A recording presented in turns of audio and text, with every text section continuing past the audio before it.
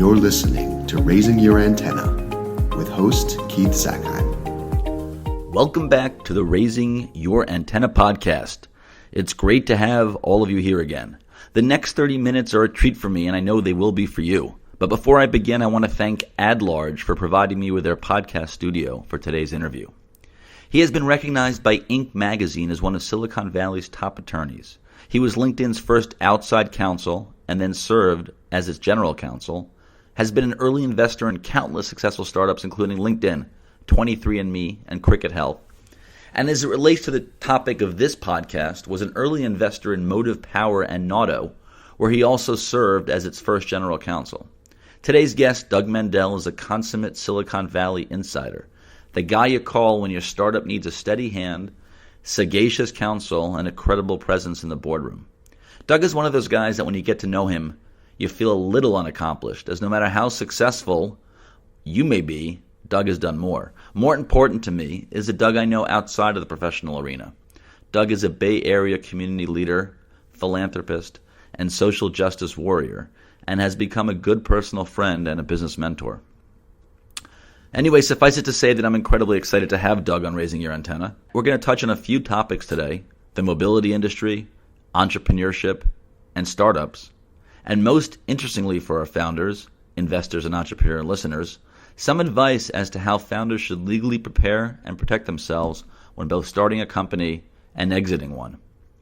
Why is Doug uniquely suited to provide this advice? Let's put it this way. When there is a famous unicorn founder that has a thorny exit from the company that he or she founded, and it's a headline in the New York Post, chances are that it is Doug who is in the shadows, providing invaluable advice or counsel. He's always well worth his hourly number, which is high, but again, well worth it. Anyway, Doug, welcome to Raising Your Antenna. And before we dive into today's topics, please give our audience some highlights of your professional journey. And since I already touched on a lot of your biographical details, maybe provide a couple of data points or anecdotes that may not be in your LinkedIn profile. Okay, well, first of all, Keith, thank you so much for having me. It's a pleasure to be here. It's funny, as you're saying to me that I'm a mentor to you, I feel that you're a mentor to me. So it's very nice to be here with you. I often am introduced as a lawyer, and oftentimes when people introduce me as a lawyer, it sounds contraindicated to be also an entrepreneur. But suffice to say, I feel that I'm a lawyer and an entrepreneur, which I think makes me unique and also makes me, quite frankly, a better advisor to other entrepreneurs. But a little bit about my background, because it starts off as a typical lawyer in the sense that when I graduated from law school, I went to work for a big law firm. Ultimately, I was at a large law firm, initially Littler Mendelsohn, which is the largest law firm in the country that represents companies exclusively in employment law issues. And then I went to Orrick, Harrington, and Sutcliffe, which is a Silicon Valley firm and also very large firm around the world. And given that we're in New York here, also a large presence in New York. And then ultimately, I decided to take a very different turn, and I left my job at Orrick to join my first startup. This was back in Web 1.0 when the internet was going crazy. We all remember it fondly. Yeah. A lot of people remember it very fondly. For me, fondly at first, and then we try to forget it. But yeah, it was one of those things where when I left Orrick to join, this was one of the very first online photo sharing companies called eMemories, and the company was started in San Francisco, but it was funded by a consortium of large companies like Sprint and Disney and a number of other companies who created or funded an organization called eCompanies, which ended up funding a bunch of startups. And the company was moved to Los Angeles. So I moved down to Los Angeles. And for me, as somebody who had only been at a law firm since graduating from school, this was like Harvard Business School for me. This was a chance to really understand what a startup is, how the business model of a startup is constantly changing, and also my first opportunity to be part of an executive team. And this was, you remember this well too. A lot of our listeners are probably too young to remember Web 1.0, but the company was going crazy. We were the first company to do a deal and the only photo sharing company, or I think the first one for sure, to do a large deal with Kodak. Kodak was planning to invest. We raised about $20 million. And then all of a sudden, October 2000 happened, which was a massive, for those of you who don't remember, when the music stopped. In fact, yesterday during the Super Bowl, they were saying this was a 20-year anniversary of what they call the Internet Bowl in 1999, when all of the commercials where all these .coms don't exist anymore. But they were throwing money at advertising. That's very, very true. In fact, I was talking to someone else about this time recently who was a lawyer, and back at this time, right before the stock market crashed in October, all the lawyers I knew wanted to be business development people. Right. They all had business cards changed. They all left big law firms. They were all in business development. Don't call me a lawyer. And guess what happened after 2000? All these big law firms laid off all of their associates almost. And all of a sudden, business developers who couldn't get a job are now begging to get back into or at least have the title of lawyer. Law didn't look so bad at that point. That's right. For us, eMemories suffered from that as a number of companies did, but not as badly. It was Kodak, which was going to lead our next round, all of a sudden said, you know what, we're freezing our internet strategy. We're not investing in anyone, which forced us to sell the company. So we were fortunate enough to be able to sell the company, and but my 250,000 stock options were worth nothing.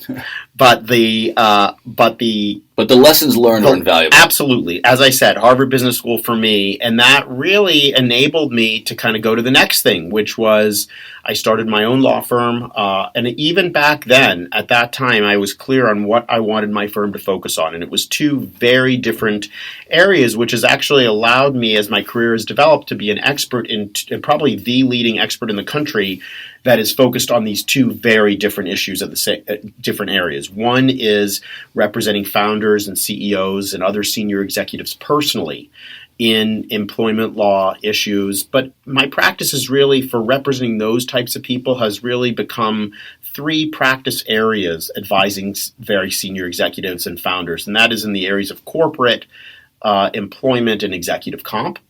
Or executive compensation. And then the other area is being outside general counsel. In fact, I think I was one of the first small firms to coin the term, this was 20 years ago now, outside general counsel. And I started doing this for a number of companies. In fact, when I first started my own law firm, it's funny because this shows you the evolution of things. I was sitting in Los Angeles. I had two clients. I think one of them was my father. I had kept my apartment in San Francisco, and I had an expensive apartment in Santa Monica, and I was running out of money.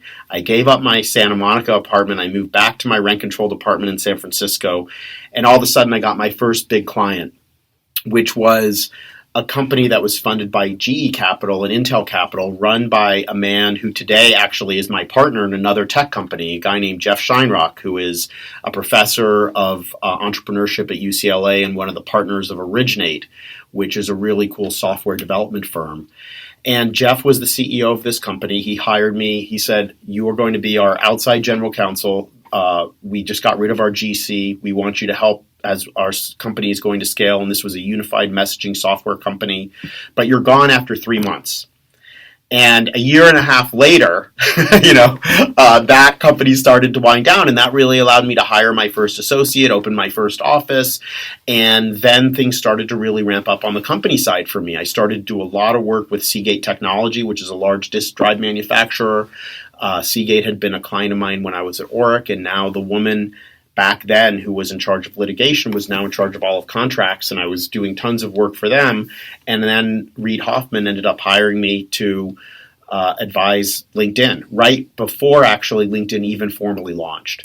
And that really started to kind of launch my Silicon Valley practice in that area. And LinkedIn then kind of moved along. This was back in 2003 when it was founded. By the time it was 2007, LinkedIn was really scaling fast. And I remember I had asked Reed to be a keynote speaker for a group that I'm involved in, which was an international entrepreneurship organization, or is an international entrepreneurship organization called EO, or Entrepreneurs Organization. Reed was the keynote speaker for that. And the next day he picked up the phone and he said, Doug, LinkedIn's really growing. I think we need somebody inside the company. We don't have an internal counsel. I think we need somebody 1 day a week. Can you come in 1 day a week? And I said, sure. This was the beginning of 2007. That quickly grew to 7 days a week, and that was one of the best times of my life professionally. It was a time really for me, the sweet spot of a company when it's between 100 and 500 people growing really fast. And now LinkedIn is a massive, massive company. I can only imagine how exciting that must have been. It was an exciting time. That's one of the iconic kind of tech companies now, and to have been in that early must have been incredible. So we'll get to some of kind of your practical advice for entrepreneurs and founders a little bit later. But as I guess the LinkedIn example demonstrates, so you've done some of this. You have your own firm. A great opportunity arises. Somebody wants you in a general counsel, and you go, and then you come back. And I want to kind of focus right now on your most recent gig at Nauto. And as you know, this podcast, a lot of our listeners are people that hail from the mobility industry. And I'm curious, someone with your background and your contacts, you probably have a ton of offers all the time as to, joining a startup as a general counsel. What specifically about the mobility space and that particular opportunity interested you?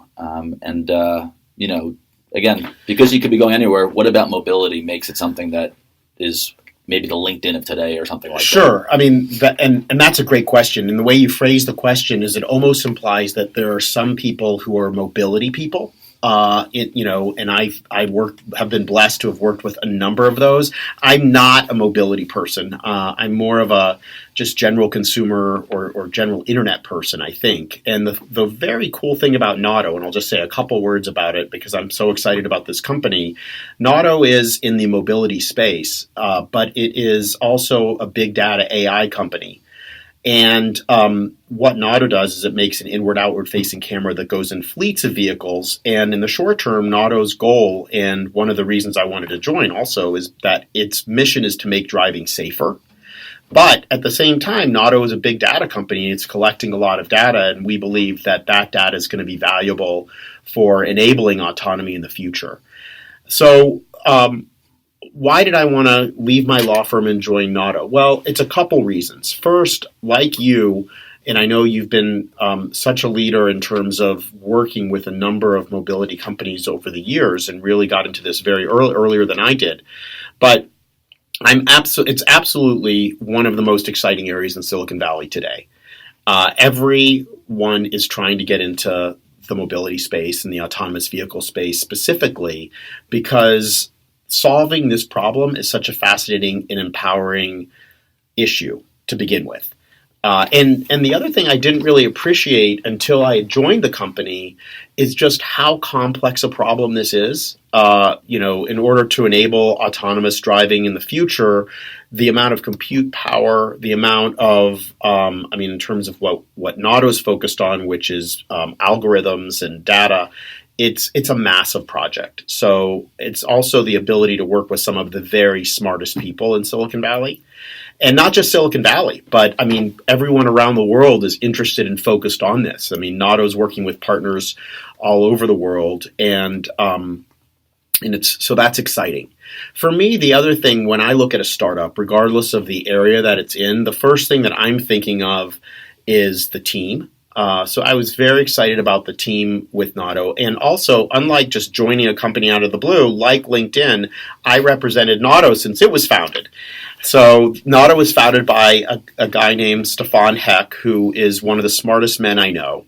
And Stefan led the clean tech practice at McKinsey for many, many years. I think he was a partner there for several years, and was also a professor at Stanford in the space, and really had an early vision for this, for what his mark was going to be in the mobility space, and also very much driven by not just the right mission, which is making driving safer, but also driven by the right values. In other words, he was one of the rare people I've worked with who has the courage to stand up and say, we're doing a big data project that could have massive implications for privacy, and we're going to do it right, and we're going to do it safely, and we're going to think about these issues. The industry desperately needs it. Yeah, I agree. Those voices and those thought leaders for sure. So Nato, and so I started representing them. I actually invested in the Series A as an investor.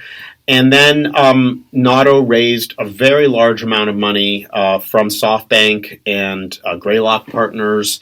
And at that point, the company was starting to scale very fast again, like Reed. And not Reed. Reed was on my mind because Reed, who is one of the founders of LinkedIn, is also involved in Nato as well and is on the board of Nato. But Nato started to scale very fast as well. And this was an opportunity for me to step in and be part of something that I really thought was exciting. Yeah. And I remember visiting you, Doug, at Nato soon after you joined, and again, the energy and excitement is palpable there. Yeah, the energy is exciting, and not just that, but for me as somebody to be a general counsel, I was also very excited by the board. I mean, it's always, Reed is very, very much an outside-the-box thinker, so the fact that he was there was great. But there's another woman who, in my world, has been my actual, shining example of who the ideal person in the mobility space is.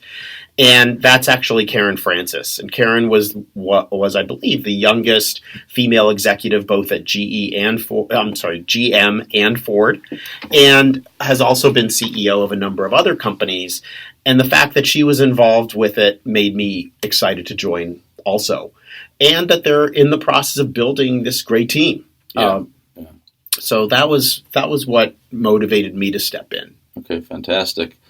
Let's kind of look a little bit at your LinkedIn experience, and specifically, I know I've been a LinkedIn user probably since 2005, I guess, 2006, something like that, and I was always somewhat active, but always felt that LinkedIn was more about career advancement and networking for the purpose of getting a new job than it was necessarily about business development, professional development, that type of networking. And over the past 7 years, whatever the number is, I felt that's begun to change. And I know in my professional life as a CEO of Antenna Group, I've done an acquisition through LinkedIn. I literally met the founder of the company on LinkedIn, did due diligence on the founder and the company through LinkedIn.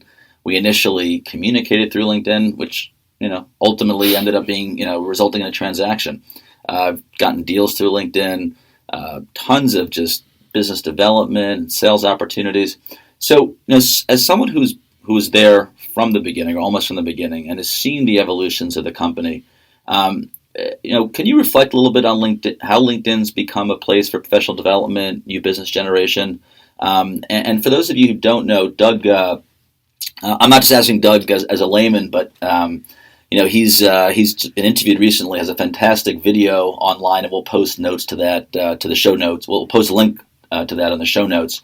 But he just gave an online interview all about how LinkedIn can be a fantastic tool for business people and professional development. And I believe also you're speaking at a law firm soon, or law school soon, about that same topic. So anyway, Doug, can you shed some light on that, please? Sure. So the most exciting thing to me about LinkedIn is the fact that you can use it as a very powerful tool to leverage the second degree network. And in fact, when I first learned about LinkedIn, which was in a Starbucks coffee shop in Mountain View with Reed Hoffman, Reed was talking about the most recent Malcolm. When you write your memoirs, you could start your intro that way. Sitting in a coffee shop with Reed Hoffman. This is a true story. At that point, I'm reading. This is a true story. Yeah. And Reed doesn't jump in right away telling me about LinkedIn. He says, there's this book by Malcolm Gladwell called The Tipping Point. And Malcolm Gladwell talks about the power of connectors and the degrees of connection. And, you and I know each other, so we're in the first degree. But if you know Bill and I don't, Bill is in my second degree, right, because I know him through you. And it's really the second degree where all of the opportunity comes. And LinkedIn is a way that is a tool that you can use to actually see people who are in your second degree. And if you can develop a strategy, and what I'm speaking about that you referenced, I'm giving a talk on February 28th at Hastings Law School, which we're in New York recording this, so some people may not have heard of Hastings, but it's actually one of the top law schools in the country, and it's part of University of California. But unlike Berkeley, Hastings is just a law school. There's not an undergrad there. But a couple years ago, I did a program at Columbia Law School in New York. That we've heard of in New York. And yes, you have heard of it, and that is also a wonderful law school. And the program I'm doing at Hastings is mirroring what I did at Columbia. And what I'm doing is I actually have been working for the last 2 weeks with 2 law students from Hastings. The school gave them to me. And I'm working with those students to actually help them identify who would be the top 10 people in their second-degree network that would most likely get them a job. And by the way, this is an incredibly powerful thing that you can do, and you don't have to just use it to get a job. I was going to say, presumably the exercise would be the same to help me get a client, to help me whatever. If you were a lawyer or an accountant or a wealth manager or anyone who works with other people, you can use the same strategy to identify the top 10 people who are most likely to, be your client or that you could get for business and so forth. So I have a process that I've developed to actually guide a student or anyone for that matter on how to do this. It begins with getting your LinkedIn profile up to date, obviously, but then it gets to figuring out specific strategies for how to connect with these people, or how to I would say before you even connect, how to identify them, how to connect with them online and offline, and really leverage this incredibly powerful network. So we did this at Columbia, and it was really successful.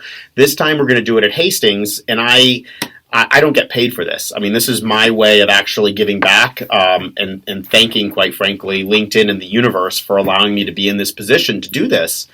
And but this time we're recording it. And actually, Hastings is recording it. And we're going to put it out into a series of short videos. Oh, great. It'll be 3 10-minute videos that the university will put out so that anyone can look at this and use these strategies for themselves. Fantastic. Okay. Doug, let's get now to, I guess let's call it your core professional expertise in providing legal counsel to founders. And let's unpack it a bit. I guess you already explained how you came to that particular niche, but if you're given your 15-second sales pitch, right, why does a founder need a Doug Mandel in their life? Well, it doesn't have to be a Doug Mandel, but it does have to be. Come on. But a founder needs someone in their corner. Yep. And, oftentimes I get involved when a founder is selling his or her company. And, it's interesting because up till that point, this founder has worked with their law firm who was their lawyer. The founder probably hired the partner at a firm like Perkins Coie or Wilson or Fenwick or Gunderson. These are all large law firms in Silicon Valley and New York. And they've grown very close. But now the company is being sold, and that law firm's ethical obligation is not to the founder. It's ethically obligated to do what's in the best interest of the corporation. Oh, interesting. So there's a distinction there. There is a certainly distinction. As it grows, a big distinction. Sometimes their interests are completely aligned, but sometimes they deviate. So at this point, the founder is being faced with a number of different issues that may not be in the interest of the company. For example, the founder, I've represented a number of companies who are bought by large public tech companies. And at that point, the founder is given an employment agreement. And the terms in that employment agreement are not necessarily favorable to the founder in the way that the corporation's probably saying, we don't care, we're being bought. Like, whatever's in the best interest now of the company acquiring us may not be in the best interest of the founder. Likewise, the founder could be asked to sign a non-compete agreement. Or the founder might have equity issues that, again, the lawyer for the company, it's not really his or her job to look out for the founder in that way. It is the founder's counsel's sole obligation. What about from day one, though? From the origination, should they also have that outside perspective, or the law firm they hire, until there's this distinction between the corporation and the founder, there's no need for that extra voice? It really depends. The answer is, if, for example, it was just one founder who's starting a company, they don't need me. because the company's counsel can think is advising them personally, probably, or I wouldn't say advising them personally, but the interests of the company and the founder are very close. Fully aligned to that point. Fully aligned. It would be different, however, if, let's say, 3 people got together to found a company. Then there could be issues where, like, for example, oftentimes people think, well, each founder will be equal. But that's not usually the case of how it shakes out. So how do you negotiate as a founder for your rights? What can you be fired as a founder? Is that common? It actually is very common. I usually typically get involved with founders personally at the Series A round.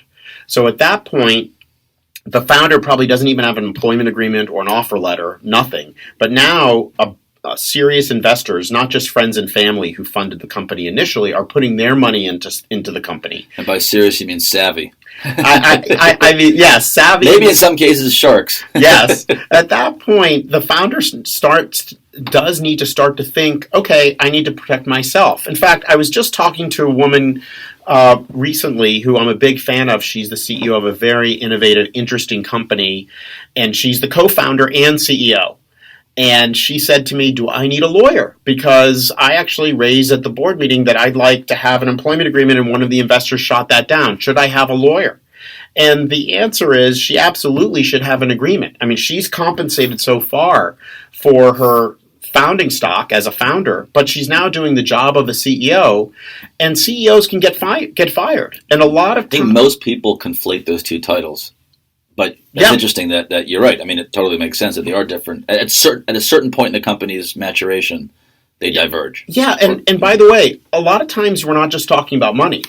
I mean, these founders birthed this company, right? His or her company. And they have a very strong emotional attachment to it. And I'm not saying that they should be prohibited from being fired. I mean, the reality is sometimes that's best for the founder personally to bring in a much more professional, seasoned CEO. But they need to be thinking forward about how to protect themselves and their interests. Sometimes it relates to control. Sometimes it relates to money. Sometimes it relates to other issues that are important to them that, quite frankly, they haven't had to think about until now. Okay, great. So I appreciate that, and I think the listeners to this podcast, many of whom are entrepreneurs or founders or certainly people who aspire to be, will find that incredibly useful. So now let's get into maybe a little bit of the National Enquirer part of this podcast. So what I mean by that is, the New York Post, so we're in New York, the New York Post likes nothing better than to have some Silicon Valley billionaire go through some type of executive divorce, or, a founder of one of these unicorn companies be forced out or leave, and the battle that ensues. So, and I know you can't talk about details, but I know you have been involved in some of those. So first, I'm assuming that the sheer amounts of dollars that are at stake in the divorce creates a level of acrimony and subterfuge and legal wrangling that is unique from a typical CEO and founder exit. So that's kind of maybe an observation and a question. But B, I think about this all the time, people who are in professional services, how much of what we do, I say it for myself, but more you, how much of what we do is about, in your case, the law and being a legal expert, and how much is about managing the egos and big personalities that typically characterize litigants in these kinds of battles? Well, I think what makes you great at your job is, you're much more than a PR expert. You're much more than a CEO, right? You have this personal edge which brings clients back. And same thing on the law side. Lawyers are a dime a dozen, especially in Silicon Valley and New York. I often refer to myself as the most expensive therapist in Silicon Valley. It's okay. So that was the perfect question. I didn't know that before this podcast, but all right. It's true. That makes sense, yeah. It's true. And with these founder divorces, or oftentimes what I see is founders either being fired, unfortunately, or there's just a breakup, or usually one founder will force the other founder out, but it comes from, I shouldn't say usually, that's one case. Oftentimes, though, founders can be forced out by the venture capital firm that funded them, or one founder could just leave. I actually just represented a founder fairly recently who decided to resign from his own company because he felt the company was doing something unethical. which was pretty unbelievable. Yeah. Now, this is somebody who had been successful in a prior company, and he was able to say, this isn't for me as a matter of principle, and I'm willing to walk away from my equity and so forth. That's incredibly rare, but it just shows you people leave for all different reasons. And like getting married, people, I think it's a good exercise to think about what it would be like if that relationship broke up before you break up. That's why prenups are out there, and a lot of people say, it takes the romance out of marriage, and I don't want to talk about it, and I'm not going to bring it up. What experts advise, and I don't refer to myself as an expert in this area because I'm not a divorce lawyer and I'm not really a therapist, but from what I've read, it often pays dividends to have gone through that when both parties have, either are in different financial situations or each have assets or whatever. They're contemplating the breakup. And also almost how they'll react to that particular issue and the stress around it. Because even when it's not real, there's a certain amount of That's true. Panic and emoting that comes across when dealing with those kinds of issues. That being said, probably most marriages don't do that. Yeah. And most founders don't do that. And like marriage, these relationships are very close. There's a lot of emotion about it. Yeah. So it's more than just money. It's about, who's going to stay at this company and who's not. And with somebody leaving, how are they going to leave? Can they leave with dignity or not? Are they going to still be involved with the company in some way or not? Yeah, I never thought about that, but I assume that's a huge piece of this. I mean, you call it dignity, which is, it's a big, and that's hardwired into us, our need for dignity, but also the embarrassment, right? So a founder of a company that becomes prominent and successful, and then all of a sudden is forced out. I'm sure a lot of that is just pure embarrassment and how to cope with that, I guess, right? Or it's very difficult for these founders. Yeah. I mean, their whole identity has been wrapped up into this company for years and years and years. And now imagine if you were part of a team, and you remember the early days from when there was nothing, when it was just you and your partner in a windowless office like the room that we're in right now, to now thousands of people. And just now, as the company's getting attention, and the founder, who's the CEO, is on the cover of Forbes, and then you're asked to leave. That's hard. That's really hard. yeah, And there's a lot of emotion, and there's a lot of those breakups can be complicated. yeah. Do you find that those, and again, this is, I'm sure, anecdotal, but do you find that those founders who have been forced to exit a company in the next iteration of their professional lives, if they start another business, are they different types of executives? Do they change their behaviors? Are they looking a little more carefully at what types of investors they bring on board? I mean, I don't know if you've had some of those kind of repeat clients, but I mean, I shouldn't just say who this person is, but I can tell you that one founder who I represented who was forced out of a company has come back 10 times stronger, for example. And he actually has gone to the next level from beyond. In other words, just because you're fired doesn't mean you're done, right?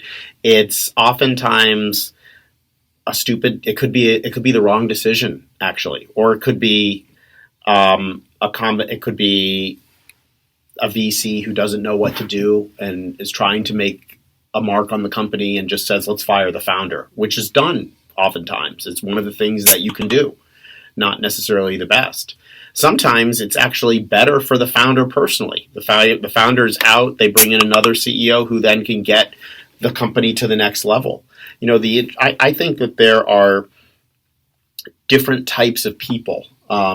There are early startup people and there are big company people. Yeah. And usually those skill sets are very different. I'll even say quite frankly, I'm much more of a startup, emerging company, in-house lawyer. I'm probably not going to be the general counsel of a Fortune 100 company ever. And likewise, my friends who are general counsels of Fortune 100 or 1,000 companies couldn't survive for a day in a disorganized, chaotic, crazy startup. They would not, not only could they not do it, or they wouldn't want to do it, maybe they could do it, but they wouldn't want to do it. They wouldn't be willing to do it under the conditions you usually have to do it under, Sure. right? Which is very, very small salary. Yeah. Yes, you're getting equity, but it could be worth a lot. It could be worth nothing. It's high risk. You're dealing with people that are working crazy, crazy hours under immense pressure with really years, possibly several years away from any type of success. Yeah. I mean, even if you look at LinkedIn, that company was founded in 2003, and I think it went public in 2010. So there were years and years and years and years of people wondering Yeah. and still working hard, and competition of incredible intensity, right? So it's interesting. Okay. Well, Doug, I think we're out of time. So a couple of things. First, I know that our listeners appreciate your insights and your candor today, and I also know that they're going to want more. So first, if you can let our listeners know where they can kind of find your content. I know you've had a blog in the past, and there are these videos and other types of things, or if you're going to be at conferences where they can meet you, and obviously your website as well for your firm. And also, are there any kind of parting words that you want to leave everybody with? Well, I mean, just in terms of parting tips, if for founders or for any other executive who's looking to hire a counsel, you were talking about ways to use LinkedIn. I think using LinkedIn is a wonderful way to validate or verify or reference check professional services. So, for example, if I was going to hire you as a PR person, I would go to, and let's say we didn't know each other, the first thing I would do is go to your LinkedIn profile, and I would see who's in our second degree network, because you can see that on LinkedIn, and then I would call one of those people. Hey, what's Keith like? Have you worked with him? I have a blog called Personal General Counsel where I talk about the importance of founders and executives for having their own personal team. Who's on Team Keith? Right? It's not just your lawyer, for example, but you probably have a wealth manager person or an advisor. You probably have an accountant. How do you hire and find those people? Though that's an incredibly hard thing to do. I've been very active in a technology general counsel group. And even in that group, it's hard for those sophisticated lawyers to hire great outside counsel and find the right ones, especially in a narrow area of the law. Like, who's the best lawyer in Japan for privacy? I actually had to figure that out. I even had to figure out who's the best lawyer in Portugal for privacy. Hard question, so where do you go? But I use my network. And likewise, I encourage people to use LinkedIn to reference check others, and also to really interview. Like, don't hire a lawyer to represent you personally without interviewing that person. And it's hard to do because lawyers are intimidating if you're not a lawyer. But ask them, have they represented other people similar to you? Like, not just if you're interviewing for a lawyer to represent you personally, don't just hire someone who's only represented companies, because I think it's a different discipline. I think it requires a different level of customer service, because this is the most important thing in your life, even if it's a 2-week or a week-long engagement. Sure. And really ask questions, and then ask to talk to other people that they've represented who have been in similar situations to you. If that person responds, whether they're a wealth manager or a lawyer or a PR person, and says, you know what, we can't share the names of who we worked with, don't hire that person, because you can always share someone's name. Sure. Right? So anyway, I think it's true for any professional services, but I really think that it's important, and I love this term because you used it throughout the interview, to do your due diligence. Yeah. On this. Yeah. Okay, great. And again, how can people find you, follow you, all that kind of stuff? What's your law firm's website? Right now, I'm actually in the process of redoing my law firm's website. So the best way to find me is on LinkedIn. Great. I have a very thorough LinkedIn profile. I'll be speaking specifically about how to make your LinkedIn profile great at this talk that I'm giving at the end of this month. And if you send me Well, I guess afterwards, if you send me a link to that talk, we'll be able to also Sure. post it to the show notes even after the fact. So. Yeah, and right now, Hastings released some other videos that you referenced specifically about how to use LinkedIn in the professional. Oh, is that Hastings as well? Yeah, Hastings great. did the interview, that initial Perfect. interview, but they also did a number of them about mentorship and so forth, which I talk about quite frequently. So they can see me there, and I have a blog called personalgeneralcounsel.com where I specifically talk about how people can interview professional service providers. Fantastic. Well, Doug, thank you so much. Thanks, Keith. And another episode of Raising Your Antenna is in the books. I hope you enjoyed today's episode and look forward to connecting again next week. Raising Your Antenna is a weekly podcast hosted by yours truly, Keith Zackheim, that features the movers and shakers and key influencers of the B2B technology industry. Our guests are leading revolutions and disruptions in the mobility, clean energy, healthcare, and real estate technology industries. Raising Your Antenna is brought to you by Antenna Group, a full-service digital marketing and public relations agency that focuses on the B2B technology industry. Please be in touch with me on Twitter at @CZackheim with any feedback about this podcast. And check out Antenna Group at www.antennagroup.com if your organization is looking for a really smart and good-looking marketing and public relations partner.